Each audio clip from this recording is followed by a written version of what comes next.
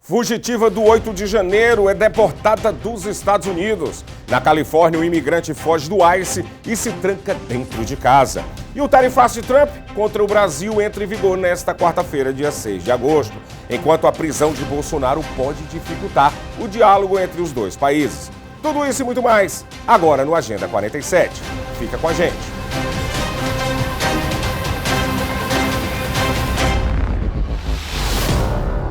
Olá!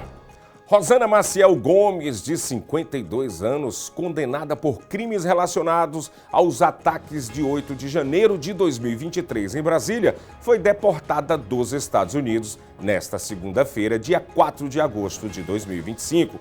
Rosana e outras 3 brasileiras, Cristiane da Silva, Raquel de Souza Lopes e Michele Paiva Alves, foram detidas em janeiro na fronteira entre México e Texas, após fugirem cerca de 10 mil quilômetros tentando escapar da justiça brasileira. Desde a detenção, Rosana denunciou condições precárias, falta de atendimento médico, alimentação inadequada e o alto custo de ligações telefônicas. Chegou a relatar a omissão de socorro em abril. A deportação, no entanto, teve atraso por conta de um problema técnico na aeronave usada no voo de retorno, conforme informou o Ministério dos Direitos Humanos. Das 4, apenas Rosana foi embarcada. As outras seguem aguardando definição de data para a deportação. Em Fontana, na Califórnia, um imigrante indocumentado da Nicarágua, descrito pelo DHS como um criminoso, perigoso e ilegal, fugiu ao ser perseguido por agentes do ICE. Ele se refugiou dentro da sua própria casa, onde permanece há dias sem saída, após agentes tentarem arrombar a porta sem apresentar mandado. Ele afirma jamais ter tido recorde criminal, enquanto o impasse continua, o imigrante continua dentro de casa, cercado pelo ICE. Inclusive, a gente pode ver nas imagens, ele faz vídeos falando da situação e dizendo que é inocente, que não tem recorde criminal. As imagens também mostram, logo mais vocês vão ver aí um pouquinho das imagens, os agentes do ICE ao redor da sua casa, tentando prender o imigrante. Agentes de fronteira dos Estados Unidos foram instruídos a suspender deportações com base na proibição de pedidos de asilo do presidente Trump, após uma decisão de um tribunal federal. A medida derruba a política de remoções sumárias que colocava em risco direitos humanitários garantidos por lei, incluindo proteção contra tortura ou perseguição. A decisão de apelação divulgada na segunda-feira, dia 4 de agosto, definiu que a ordem executiva de Trump não pode suspender integralmente o sistema de asilo nos Estados Unidos, embora ainda permita suspensões em casos específicos. Fontes do Departamento de Segurança Interna confirmam que agentes da CBP foram orientados a processar imigrantes conforme a lei regular de imigração, assegurando que requerentes de refúgio tenham acesso a procedimentos humanitários previstos na legislação americana. O ICE divulgou em suas redes sociais detalhes sobre cada imigrante criminoso preso recentemente aqui nos Estados Unidos. Lá você vai encontrar perfis com históricos criminais, inclusive homicídios, abuso infantil, tráfico e reentrada ilegal no país. Uma iniciativa para destacar os casos mais perigosos da semana. Inclusive, você pode ir lá na rede social do ICE, só botar ICE aí, pode ser no Instagram, pode ser no Facebook, ou pode ser até na plataforma X, aonde estão divulgadas as informações desses imigrantes com recorde criminal que podem ser verificados por vocês através das redes sociais. Mas nós aqui do Agenda 47 também sempre vamos ficar de olho para trazer essas informações para vocês, tá bom? A atriz Sydney Sweeney se filiou ao Partido Republicano e virou munição política nos Estados Unidos. A campanha que protagonizou acusada de machismo, racismo e até eugenia e ganhou elogios e entusiasmos de Donald Trump. O gesto caiu como um presente ao presidente Donald Trump, que é rejeitado por grande parte de Hollywood. Sydney já apareceu com boné do MAGA e é filiada desde junho lá no estado da Flórida. Entre abril e julho de 2025, os Estados Unidos arrecadaram cerca de 152 bilhões de dólares em tarifas de importação, quase o dobro do mesmo período em 2024, segundo dados do Tesouro Americano divulgado pelo The New York Times e analisados pelo próprio jornal. Essa explosão de receita reflete as novas tarifas impostas desde abril, a chamada Dia da Libertação, com alíquotas básicas de 10% e adicionais sobre países como a China, Europa e Japão. Mas o preço real dessa estratégia pode estar sendo pago pelo consumidor americano, com pressão inflacionária e aumento de custos nas prateleiras.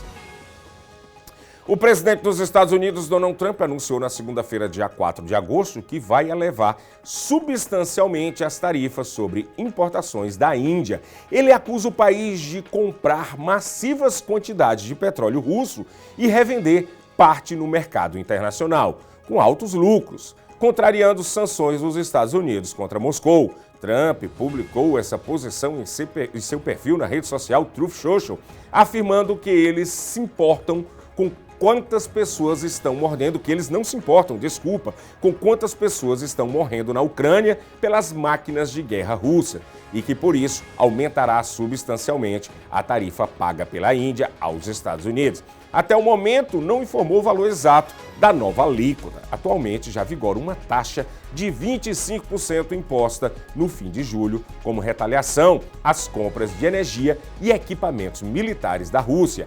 A Índia reagiu classificando a decisão como injustificável e irrazoável, afirmando que importou petróleo russo para garantir energia mais barata ao consumidor indiano, após fornecedores tradicionais se voltarem à Europa desde o início da guerra na Ucrânia. Seguiremos acompanhando essa escalada nas relações comerciais entre os Estados Unidos e a Índia. O Departamento de Estado dos Estados Unidos criticou com veemência a decisão do ministro Alexandre de Moraes, do STF, que colocou Jair Bolsonaro em prisão domiciliar, afirmando, abre aspas, deixe o Bolsonaro falar, fecha aspas. Segundo a nota oficial, Moraes foi sancionado pelos Estados Unidos por violações de direitos humanos e estaria usando instituições brasileiras para silenciar a oposição e ameaçar a democracia. O Bolsonaro foi proibido de usar redes sociais ou celulares, de receber visitantes, exceto advogados autorizados, e teve aparelhos de celulares apreendidos pela Polícia Federal. Ele também está proibido de manter contato com autoridades estrangeiras ou outros investigados no processo. Os Estados Unidos afirmaram que vão responsabilizar quem facilitar ou colaborar com essa conduta sancionada. A situação intensifica nesse momento a crise política entre os Estados Unidos e o Brasil.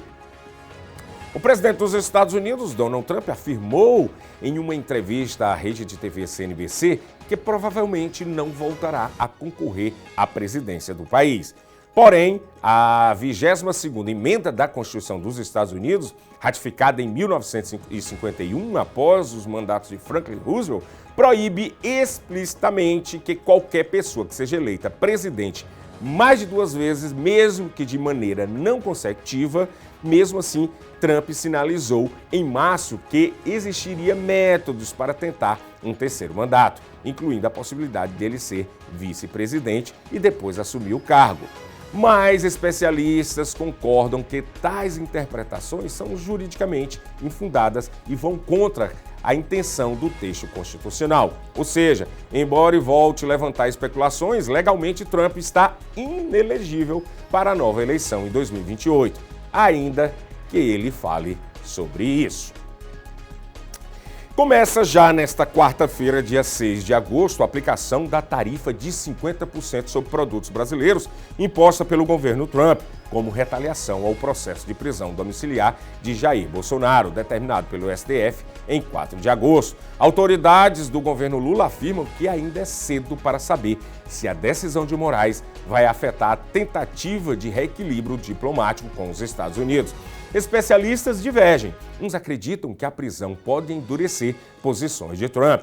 Outros avaliam a abertura de canais com o Brasil, como a ligação direta de Lula oferecida por Trump recentemente. ainda pode reduzir os impactos da situação, acentuando a crise comercial política entre os dois países. Por agora é só, chegou o momento da gente agradecer aquela audiência, aquelas pessoas que nos assistem, principalmente lá no YouTube, onde é possível comentar, dar like, dar o dislike, se não gostar não tem problema, e claro, se inscrever, que isso é muito importante. Mas vamos dar aqui aquele abraço muito importante em toda a nossa audiência espalhada pelos Estados Unidos e pelo mundo. Quero agradecer a audiência aí da Miss Style, lá em New York City, Carmen Ferreira, em Hudson, Massachusetts, Renato Júnior, que está lá na Flórida, alô Renato, Odilon, que está em Atlanta, William, que está assistindo a gente lá em Manaus, no Brasil, Ronaldo Piraúba, em Minas Gerais, Irene Nunes, do Inarte Café, lá em Miami, Marisa, que é corretora também lá na Flórida, Jorge Recife, que mora em Recife, está sempre ligadinho aqui no Agenda 47. Lembrando que o Agenda 47 é um jornal feito para você que é imigrante, feito para você que é brasileiro e quer ficar por dentro das notícias que acontecem aqui nos Estados Unidos. Então fiquem à vontade para nos assistir no YouTube, comentar, deixar o like e, claro, se inscrever. E se você gostar mesmo, compartilha. Mas além do YouTube, existe outra maneira de você nos assistir, que é na nossa plataforma oficial, spt.plus. spt.plus. Gente, é de graça. Você vai lá, faz o download, faz uma inscrição, bota seu e-mail, cria seu password, sua senha, baixou. Tem alguns conteúdos que são pagos, mas muito conteúdo é gratuito, como as nossas notícias do Agenda 47 e também do Brasil News, e tem mais outros conteúdos, tá bom? Falando em Brasil News, às 7 da noite estarei de volta aqui ancorando o Brasil News, trazendo as últimas atualizações do Brasil, do mundo e dos Estados Unidos. Em nome da nossa equipe, Antônio Madureira, e do nosso diretor de imagem, Carlos Madureira, vamos ficando por aqui, mas às 7 da noite temos um encontro marcado. Até mais!